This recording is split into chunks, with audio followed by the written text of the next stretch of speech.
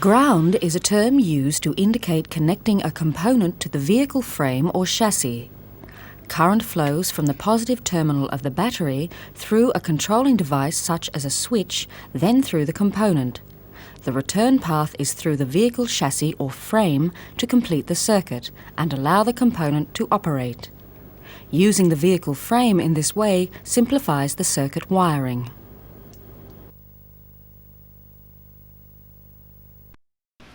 A tachometer is used to indicate engine RPM. It is normally connected to the negative terminal of the ignition coil. The pulses from the ignition primary circuit are then used as an input to operate the tachometer. At idle speed, the frequency of the pulse is steady. As the engine speed rises, the frequency of the pulse increases as the tachometer indicates. A tachometric relay uses the same input from the negative side of the ignition coil to ensure the relay operates only when the engine speed is above a specified minimum, say 350 RPM. In this case, it operates as a safety device, ensuring the fuel pump operates only when the engine speed exceeds this figure. The term stoichiometric ratio describes the chemically correct air-fuel ratio necessary to achieve complete combustion of the fuel. It is represented by the Greek letter lambda. The value of the ratio is 14.7 parts of air to 1 part of fuel. By mass, that's 14.7 kilograms of air to each kilogram of fuel. So if lambda equals 1, the air-fuel mixture is at the stoichiometric ratio of 14.7 to 1. If an air-fuel mixture has a higher figure, say 1.03, there is more air in proportion to the fuel than 14.7 to 1, and the mixture is slightly lean. A mixture with a lower lambda value has less air, proportionately, than fuel, and the mixture is slightly rich. The exhaust gas oxygen sensor is also called the lambda sensor, since it can be used to maintain the air-fuel ratio at lambda equal to 1, within very close limits. It can be installed in the exhaust manifold, where it measures the percentage of oxygen in the exhaust gases. A high percentage of oxygen may mean too little fuel is entering the engine, the mixture is too lean, and the lambda is greater than 1. The sensor delivers this information to the ECU, which adjusts the mixture accordingly. Similarly, a low percentage of oxygen may indicate too much fuel is entering the engine, the mixture is too rich, and the lambda is less than 1.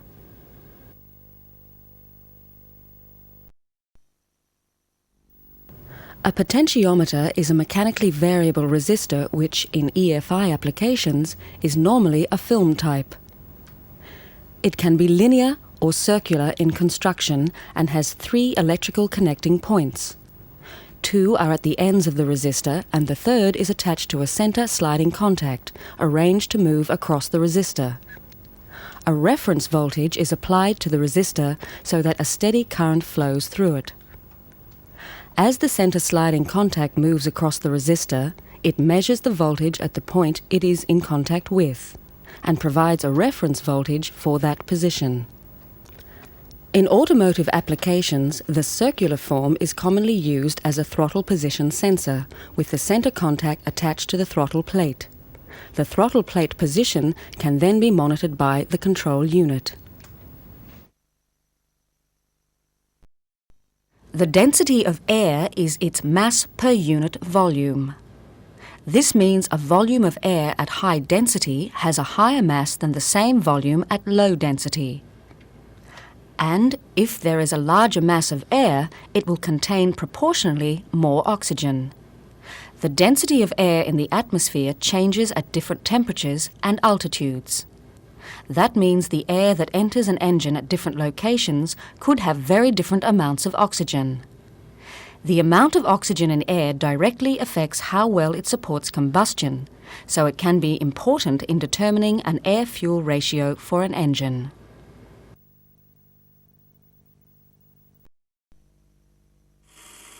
Pressure and vacuum are terms in everyday use in the automotive industry.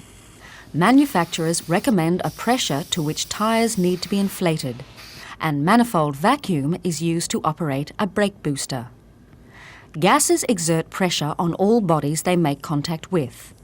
This applies also to the air in Earth's atmosphere. Air has mass, and as a result it exerts pressure, called atmospheric pressure, not only on the Earth's surface, but also on all objects on the Earth's surface. Atmospheric pressure varies with altitude, but at sea level it is calculated as 101.3 kilonewtons per square metre, or 101.3 kilopascals. But if this is so, why does a pressure gauge read 0 when it is not in use? This is because the gauge indicates pressure above atmospheric pressure only. This reading is called gauge pressure. If absolute pressure was needed, an absolute pressure gauge would be needed, and it would read 101.3 kilopascals when not in use. Absolute pressure equals gauge pressure plus atmospheric pressure. Readings on an oil pressure gauge or on a tyre gauge should really have 101.3 kilopascals added to them. It is normal practice, however, for the gauge reading alone to be taken as the accepted value. If pressure being measured is below atmospheric, a pressure gauge with its 0 reading is of no value. This is why, for pressures below atmospheric, as in a manifold vacuum or depression, a vacuum gauge is normally used. In a petrol engine, the position of the throttle plate controls the volume of air, or air-fuel mixture, entering the manifold. At idle speed, the pistons draw air away from the manifold at a faster rate than it can pass the throttle plate into the manifold. A high vacuum or a depression exists. At wide open throttle, depending on load, the vacuum is much less, and pressure in the manifold rises, closer to atmospheric. A vacuum gauge can be calibrated in millimeters of mercury, and the scale reads from 0 to 760. The scale is derived from the fact that atmospheric pressure supports a column of mercury 760 millimeters high. This glass tube, closed at one end, is filled with mercury, then inverted in a bowl of mercury. The column of mercury in the tube falls to about 760 millimeters. The space above the mercury is a vacuum, and the atmospheric pressure on the exposed surface of the mercury supports the column. At sea level, atmospheric pressure supports a column of mercury 760 millimeters. But at higher altitude, its height falls, which indicates that atmospheric pressure at that altitude is less. A scale of 0 to 760 millimeters can thus be used to indicate the degree of vacuum or depression that exists below atmospheric pressure. At idle speeds, a vacuum gauge connected to the intake manifold will indicate a reading of approximately 450 to 500 millimeters of mercury, depending on altitude. Some engine management systems signal changes in atmospheric pressure by using a barometric pressure sensor in the ECU. This is because, above sea level, air pressure is reduced.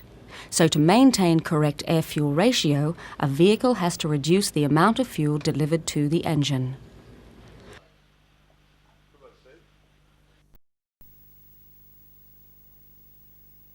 Volumetric efficiency compares the volume of air entering a cylinder during intake to the internal volume of the cylinder when the piston is at bottom dead center.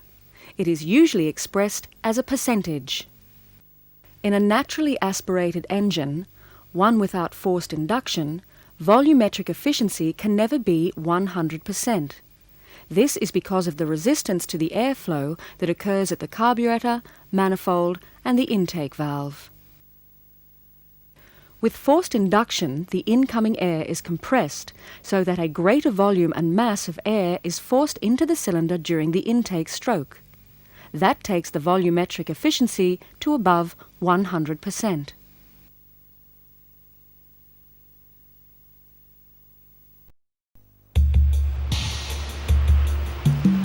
This section examines basic principles of electronic fuel injection. Because of the need to comply with exhaust emission regulations, the modern petrol engine requires a fuel system of extreme accuracy and long-term reliability. A correctly matched air-fuel ratio must be available at all times and under all conditions. This is satisfactorily achieved by electronic fuel injection. EFI is a pressurized indirect injection system that uses solenoid-operated injectors with a fixed orifice. When they're energized, fuel passes through the injector body. This arrangement is called a multi-point system. One injector is located in each intake manifold runner or pipe adjacent to each cylinder.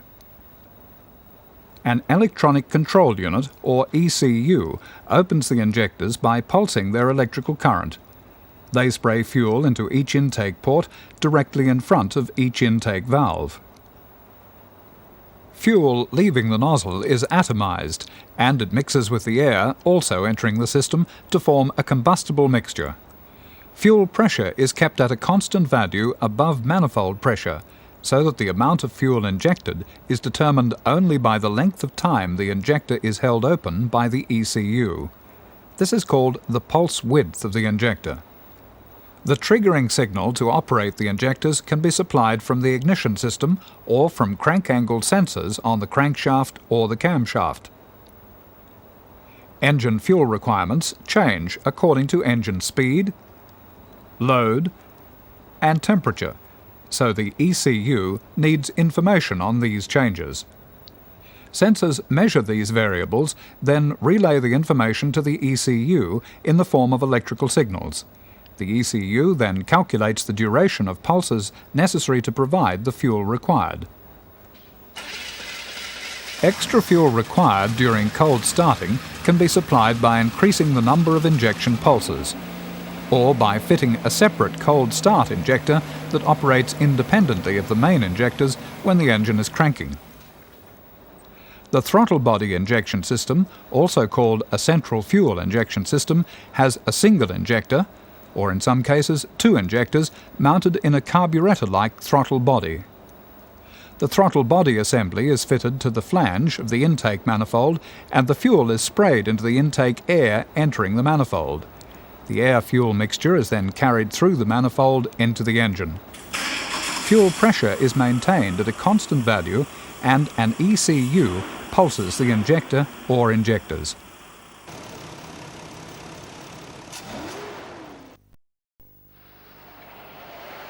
This section examines fuel. Petroleum or crude oil is taken out of the ground as a mix of impurities and highly flammable compounds of hydrogen and carbon, called hydrocarbons. It is processed into many products, including petrol and diesel fuel. Petrol is used in different forms in different engines. It is very volatile, mixing easily with air to form gas or vapour. The more effectively liquid petrol is changed into vapour, the more efficiently it burns in the engine, so high volatility is desirable.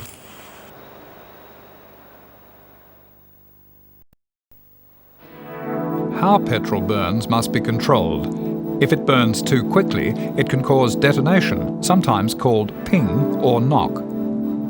So special additives are used to slow down the rate of combustion.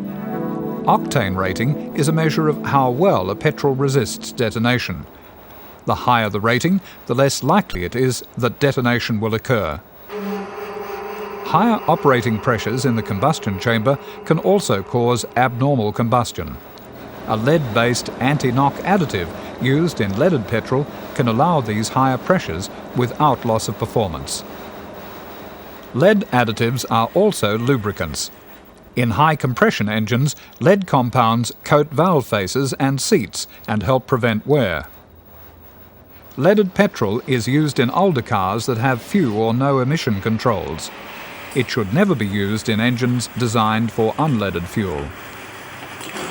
Governments now limit levels of lead in petrol, and unleaded petrol is replacing leaded petrol. So-called unleaded petrol may contain small amounts of lead, but maximum levels are tightly controlled. For petrol to burn properly, it must be mixed with the right amount of air. For a petrol engine, the air-fuel ratio by mass is about 15 to 1. By volume, it's about 11,000 to 1. Not much petrol, but lots of air. A lean air-fuel mixture has more air in proportion to the amount of fuel. A slightly lean mixture gives good fuel economy and low exhaust emissions, suitable for cruising conditions. A mixture that's too lean can make an engine run roughly and overheat. A rich air-fuel mixture has less air in proportion to the amount of fuel. A slightly rich mixture can produce more power at lower temperatures, but the extra fuel it uses steps up fuel consumption and emissions. A too rich mixture fouls spark plugs and causes incomplete burning, and that reduces power. In normal combustion, the spark plug ignites the mixture and a small ball of flame forms around the tip of the plug. The piston compresses the mixture, the flame spreads faster and moves evenly to halfway through the mixture. The piston reaches top dead center. The flame picks up more speed, then shoots out to consume the rest of the mixture. Combustion ends with the piston a short way down the cylinder. Detonation is a violent collision of flame fronts in the cylinder caused by uncontrolled combustion. It occurs after the spark plug has fired. The sudden rise in pressure can cause a knocking sound. Sustained detonations can lift temperatures enough to cause pre-ignition, also called auto-ignition. Pre-ignition occurs before normal combustion, when something in the combustion chamber heats up enough to ignite the mixture before the spark plug fires. A mixture may also ignite simply because it is unstable under the higher heat and pressure. Detonation and pre-ignition can cause severe damage and must be avoided. Engine management systems use knock sensors to detect detonation, and they retard ignition to stop it.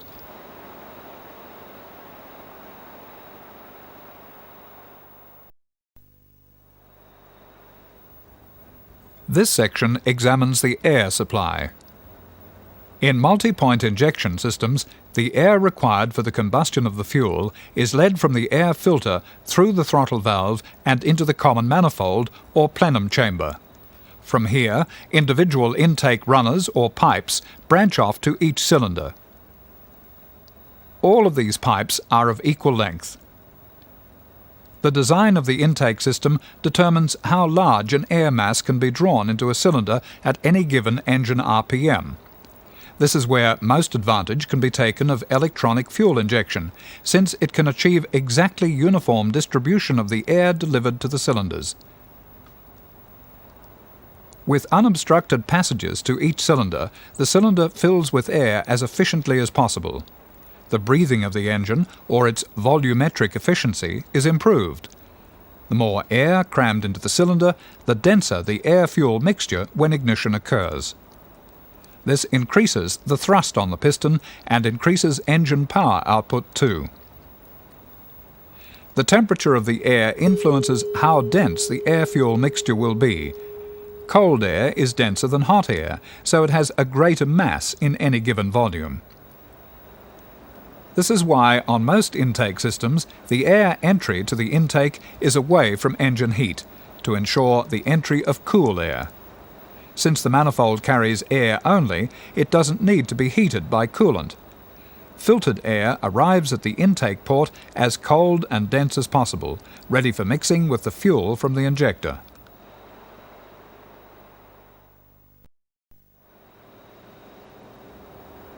The amount of air entering the engine must be measured, so that the amount of fuel injected into it forms a mixture to suit the engine operating conditions at that time.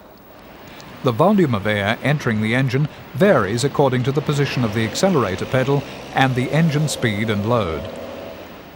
Changes in volume are reflected in changes in manifold pressure between the throttle plate and the intake ports. When the pistons draw air away from the manifold more quickly than air can pass the throttle plate into it, the pressure in the manifold falls. At idle speeds, this pressure is low. A high depression or a vacuum exists. As the throttle plate opens, the pressure approaches that of the atmosphere. The depression or vacuum tends to fall in value. Devices measuring air entering the engine send a varying electrical signal to the ECU.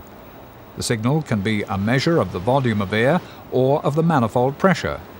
In both cases, this information is combined with the engine speed signal to provide the basic setting for the injector pulse width. An airflow meter measures the volume of filtered air entering the engine. It can be mounted on the air filter casing or close by. All air entering the intake flows through the meter, then through a sealed flexible hose or duct to the throttle body, then enters the engine. Vane-type airflow meters have a spring-loaded vane or flap, which deflects according to how much air enters. The electrical signal to the ECU varies with this deflection, as contacts attached to the vane move across a potentiometer. The intake system must be airtight, with no leaks downstream of the meter, otherwise inaccurate signals will be sent to the ECU.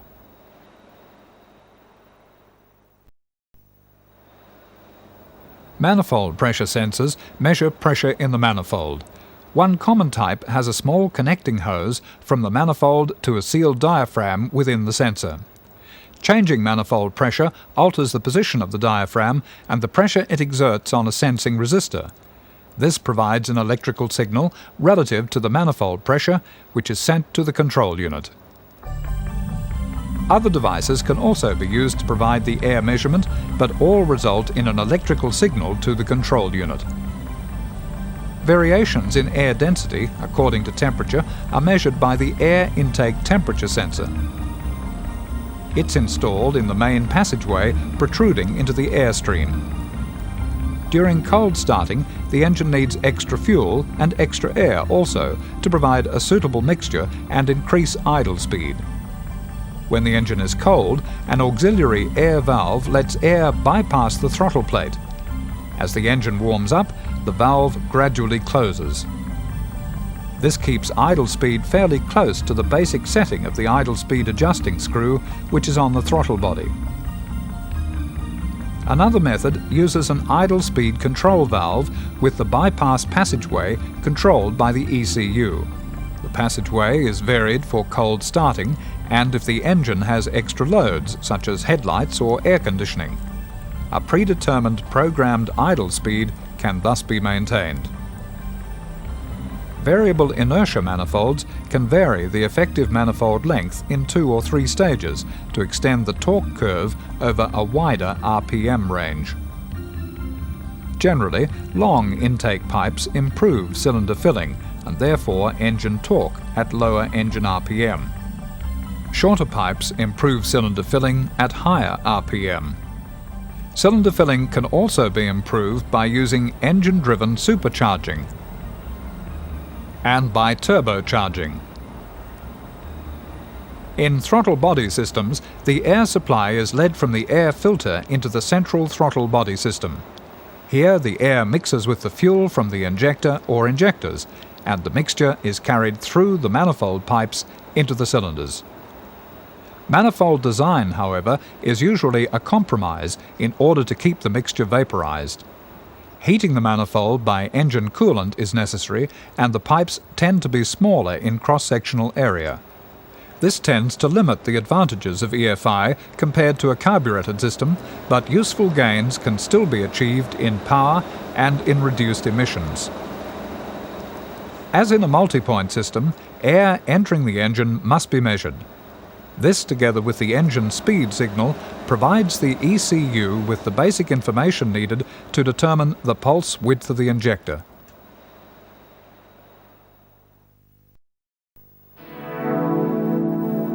This section examines the fuel supply system. The purpose of any fuel supply system is to deliver fuel to the engine in a form in which it can mix with air to form a combustible mixture. The fuel must be finely atomized to mix with the air. This is why injection systems deliver the fuel under pressure. The EFI system is a circulation system. Fuel is drawn from the tank by a fuel pump and delivered to solenoid-operated injection valves. fuel pressure at the valves is maintained by a fuel pressure regulator, and excess fuel flows back to the tank through a return line. The fuel filter is directional. It is fitted between the pump and injection valves to stop contaminants reaching other parts of the system. The fuel pump can be mounted externally on the chassis frame or submerged in the fuel in the tank. It is electrically operated and electronically controlled. It is driven by a permanent magnet electric motor, a sealed unit integral with the pump. Fuel flows through the pump and around the electric motor when it is running. There is never an ignitable mixture inside the pump housing, so there is no danger of explosion. The pump delivers more fuel than the maximum requirement of the engine, so pressure in the fuel circulation system is maintained at all times. A fuel pressure regulator maintains fuel pressure between the pump and the injectors.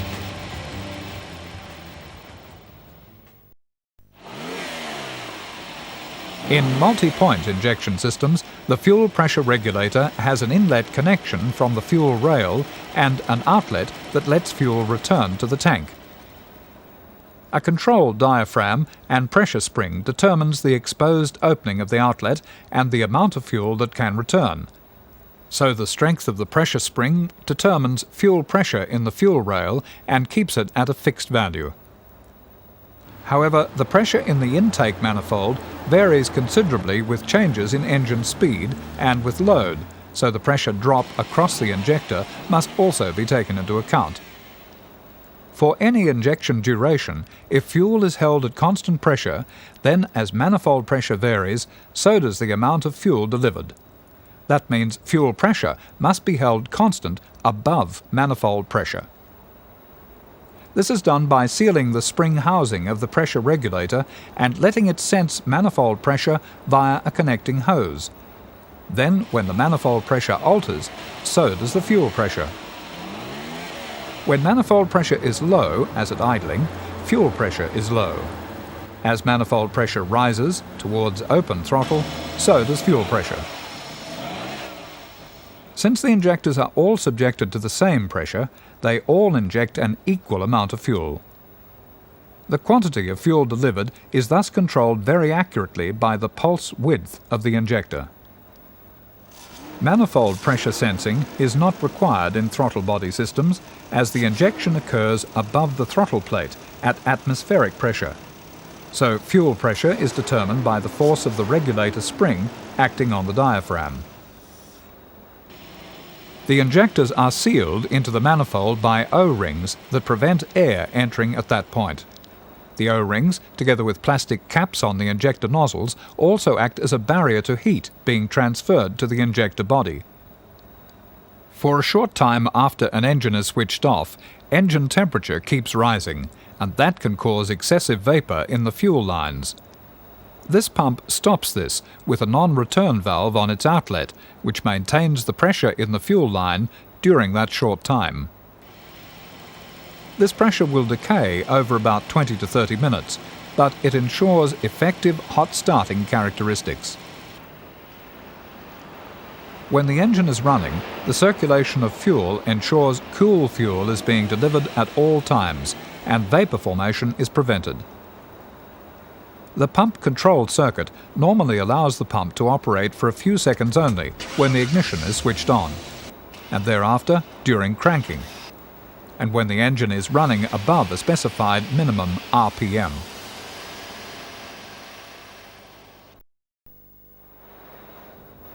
This section examines electrical functions in EFI. In the electrical system, detecting elements sense engine operating conditions and relay this information in the form of electrical signals to the Electronic Control Unit, or ECU. The ECU is a small computer, programmed with the operating characteristics of each individual application. This information is stored in its memory. The control unit processes input signals to determine the amount of fuel required by the engine at that instant. It then grounds the injection valve circuit to open the solenoid-operated injection valves. The length of time injectors stay open in milliseconds determines how much fuel is injected. A basic EFI system needs input signals on ignition switch operation, engine cranking, the amount of air entering the engine coolant temperature, throttle position and engine speed, and battery voltage. The varying data received from all of these inputs allows the ECU to arrive at its injection setting. This vehicle began from a cold start and has been running only a short time. It is now operating in top gear with a light throttle only. What influences its fuel requirements? A relatively small volume of air is entering the engine. The throttle position is associated with economy or cruising conditions. Engine speed is in the low to mid-range. Coolant temperature is still below normal. These factors combined produce a fuel setting. It is less than if the throttle were opened suddenly for acceleration or to overcome increased load. However, it is more than it would be if coolant temperature were at its normal level. The varying signals can be supplied by variable resistors, by switch contacts, by voltage pulses from the ignition system, or by sensors. An airflow meter varies its signal by the deflection of a vane as air enters the engine. Deflecting the vane moves contacts across a potentiometer to signal its position and thus the amount of air entering the system. The temperature sensor uses material with a negative temperature coefficient of resistance. Its resistance is high when it's cold, but it falls as its temperature rises. It's called a thermistor. This is the opposite of a normal resistor, which increases its resistance as temperature rises. The coolant temperature sensor is immersed in coolant in the cylinder head. The air temperature sensor is in the air intake at the airflow meter or in the manifold. Throttle position can be signaled by a potentiometer attached to the throttle shaft. It provides a continuous varying signal through the entire range of throttle position. Throttle position can also be signaled by a contact-type switch, but it signals the idle and fully open positions only. Engine speed can be detected by a connection from the ignition system primary circuit or by a pulse generator type sensor on the crankshaft. The pulses are computed by the control unit into an engine RPM figure. They can also be used to trigger the injectors.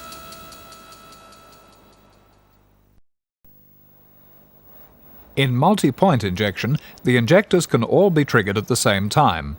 This is called simultaneous injection, and the injectors operate twice per cycle. That's once each crankshaft revolution, each time delivering half the fuel for the cycle. In a 6-cylinder engine, the injectors are triggered on every third ignition pulse. In throttle body systems, the central injector is normally triggered on every ignition pulse. However, if there are 2 injectors, alternate triggering may be used. At idling speeds, the frequency may be less to provide finer control. The actual operating time of the injectors depends very much on battery voltage. The response time to lift the injector needle to the fully open position is about 1 millisecond. If battery voltage is low, this response time takes longer and the engine receives less fuel. The ECU can compensate for this delay in opening time by extending the duration of the injection pulse. In more sophisticated engine management systems, the control unit can control additional functions, such as ignition timing, injection modes, idle speed, cooling fans, and fuel pump operation. To do this, however, more inputs are needed. To control ignition timing, some systems replace the distributor with a direct fire ignition system. Between one ignition point and the next, the ECU calculates when the ignition point will occur. It then triggers the ignition accordingly. Ignition can be varied according to load, speed, coolant temperature, cranking speed, and battery voltage. Identifying number 1 cylinder and the camshaft position allows different injection modes to be used. Sequential injection means injection occurs in the sequence of the firing order. Each injector opens once only in each cycle to deliver the fuel needed. Added load placed on the engine during idle can be compensated for by increasing the passageway of an idle speed control device. This lets more air bypass the throttle plate. This air has been measured by the airflow meter, so extra fuel is metered to maintain the same air-fuel ratio. The extra mixture thus delivered increases engine torque and maintains idle speed.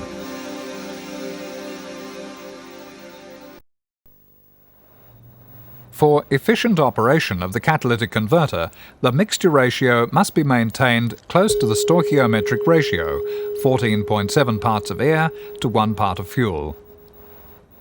Efficiency of combustion can be monitored by measuring the percentage of oxygen in the exhaust gas. A high percentage may mean the mixture entering the cylinder is too lean. The oxygen sensor in the exhaust manifold or in the engine pipe tells the ECU how much oxygen is in the exhaust gas. The ECU then varies injector opening time to achieve a correct mixture ratio. Feedback also lets fuel settings change as components age. This is called adaptive learning. The ECU memorizes its fuel settings for different operating conditions and stores them for future use. If a fault occurs in a component or part of a system, a fault code can be displayed on the check engine lamp in front of the driver. Alternatively, a scanning tool can be connected to a diagnostic terminal and information on the fault can be analyzed. Although most injectors operate at the nominal battery voltage of 12 volts, many sensors have a reference voltage of 5 volts. This is done by a voltage regulator in the control unit. It gives more accurate signaling, as fluctuations due to changes in battery voltage do not occur.